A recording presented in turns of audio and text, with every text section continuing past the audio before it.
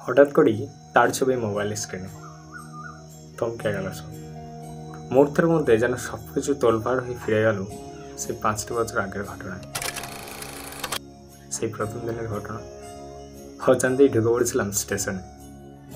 জানা ছিল না যে টিকিট না থাকলে টিটিতে ধরে।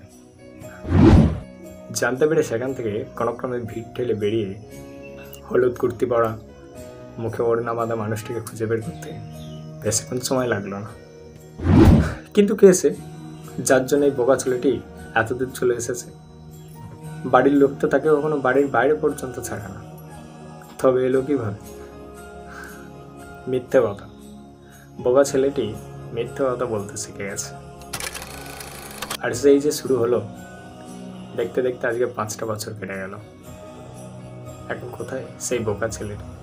কোথায় বা গেল সেই হলুদ কুর্তি পরা, মুখে ওড়না বাঁধা মানুষটি? গল্প, এক আধুনিক যুগের গল্প। হয়তো বোকা ছেলেটি আজকে একা, কিন্তু আজ সে আর বোকা না, অনেকটা বুদ্ধিমান। তো এমন বোকা ছেলে তুমিও হয়েছো নাকি, বা হচ্ছ নাকি? কমেন্ট করে জানাও। আর এমন শর্ট স্টোরি শোনার জন্য চ্যানেলটিকে সাবস্ক্রাইব করো। Good bye. जाने की आस ने धरा शिकस्त ही हुआ।